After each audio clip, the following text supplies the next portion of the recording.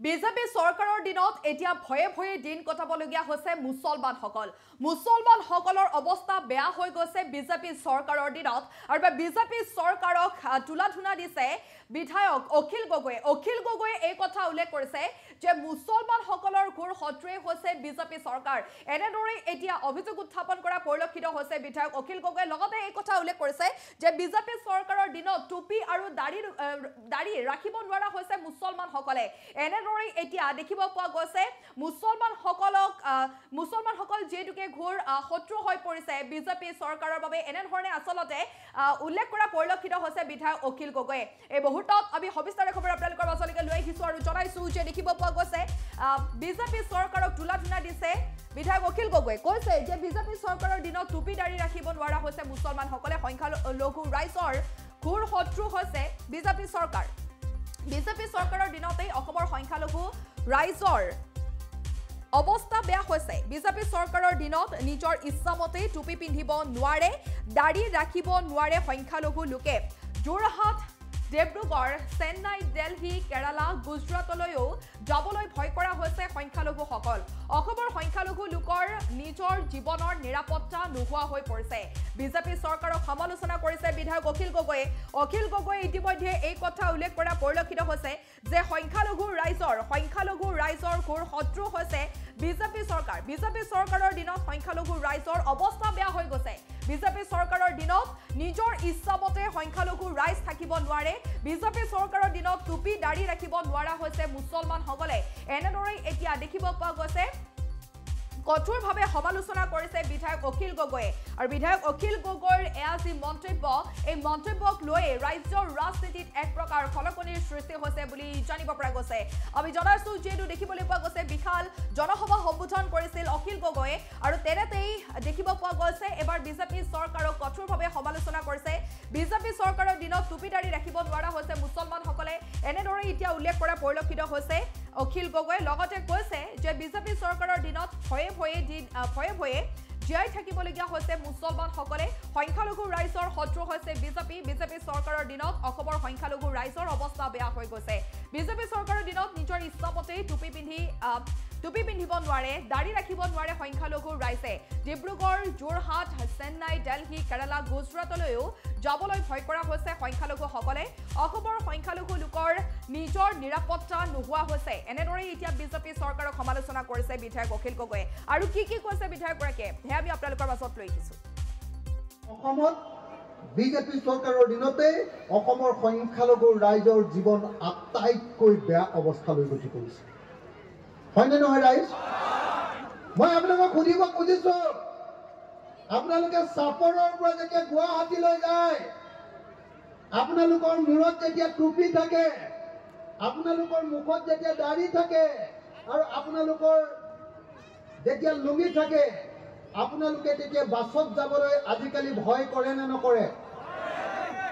ভয় লাগে নে নালাগে লাগে হয় নে নহয় গুৱাহাটীলৈ যাবলৈ ভয় লাগে ডিব্ৰুগড়লৈ যাবলৈ ভয় লাগে যোৰহাটলৈ যাবলৈ ভয় লাগে বেংগলৰলৈ কাম কৰিবলৈ যাবলৈ ভয় লাগে চেন্নাইলৈ যাবলৈ ভয় লাগে দিল্লীলৈ যাবলৈ ভয় লাগে কেৰালালৈ যাবলৈ ভয় লাগে আৰু গুজৰাটলৈ যাবলৈতো ভয় লাগে হয়নে নহয় তাৰমানে অহাৰ পাছত এজন মানুহে নিজৰ ড্ৰেছ পিন্ধিব নোৱাৰে নিজৰ টুপি পিন্ধিব নোৱাৰে নিজৰ দাড়িকেইটা নিজৰ জীৱনৰ নিজৰ ইচ্ছামতে দাড়ি ৰাখিব নোৱাৰে তাৰমানে ইয়াত জীৱনৰ নিৰাপত্তা এই চৰকাৰখনে নাইকিয়া কৰি পেলাইছে হয়নে নহয়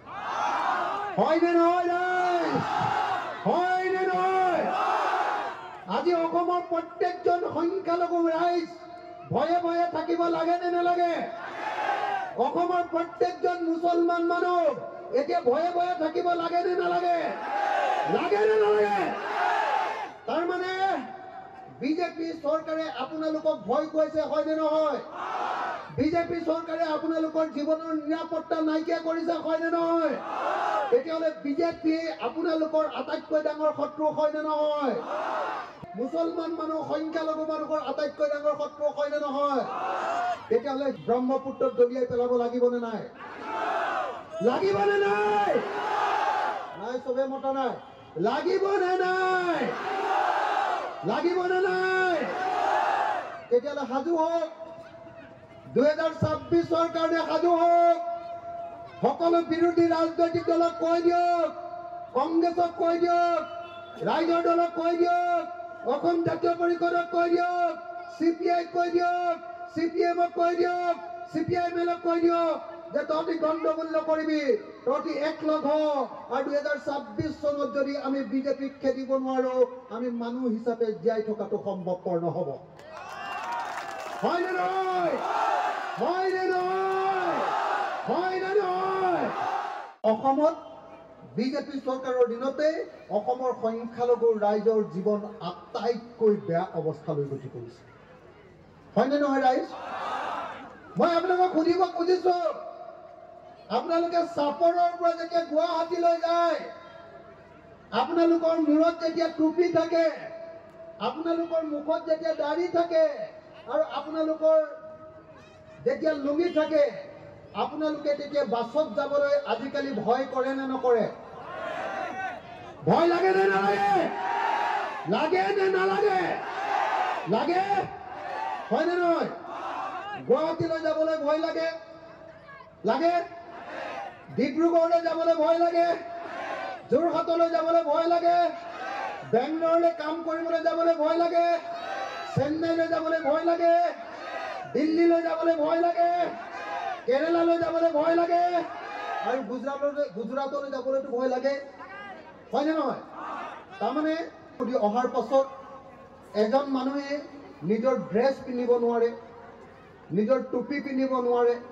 নিজৰ দাড়িকেইটা নিজৰ জীৱনৰ নিজৰ ইচ্ছামতে দাড়ি ৰাখিব নোৱাৰে তাৰমানে ইয়াত জীৱনৰ নিৰাপত্তা এই চৰকাৰখনে নাইকিয়া কৰি পেলাইছে হয় নে নহয়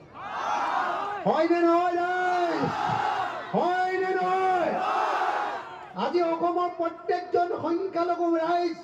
ভয়ে ভয়ে থাকিব লাগে নে নালাগে অসমৰ প্ৰত্যেকজন মুছলমান মানুহ এতিয়া ভয়ে ভয়ে থাকিব লাগে নে নালাগে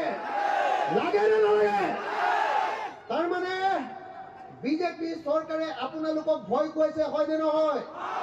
বিজেপি চৰকাৰে আপোনালোকৰ জীৱনৰ নিৰাপত্তা নাইকিয়া কৰিছে হয় নে নহয় তেতিয়াহ'লে বিজেপিয়ে আপোনালোকৰ আটাইতকৈ ডাঙৰ শত্ৰু হয় নে নহয় মুছলমান মানুহ সংখ্যালঘু মানুহৰ আটাইতকৈ ডাঙৰ শত্ৰু হয় নে নহয় তেতিয়াহ'লে ব্ৰহ্মপুত্ৰত দলিয়াই পেলাব লাগিব নে নাই লাগিব নে নাই নাই চবে মতা নাই লাগিব নে নাই লাগিব নে নাই তেতিয়াহ'লে সাজু হওক 2026ৰ কাৰণে সাজু হওক সকলো বিৰোধী ৰাজনৈতিক দলক কৈ দিয়ক কংগ্ৰেছক কৈ দিয়ক ৰাইজৰ দলক কৈ দিয়ক অসম জাতীয় পৰিষদক কৈ দিয়ক CPI কৈ দিয়ক CPM কৈ দিয়ক CPIM কৈ দিয়ক যে তহঁতি গণ্ডগোল নকৰিবি তহঁতি একলগ হ আৰু 2026 চনত যদি আমি বিজেপিক খেদিব নোৱাৰো আমি মানুহ হিচাপে জীয়াই থকাটো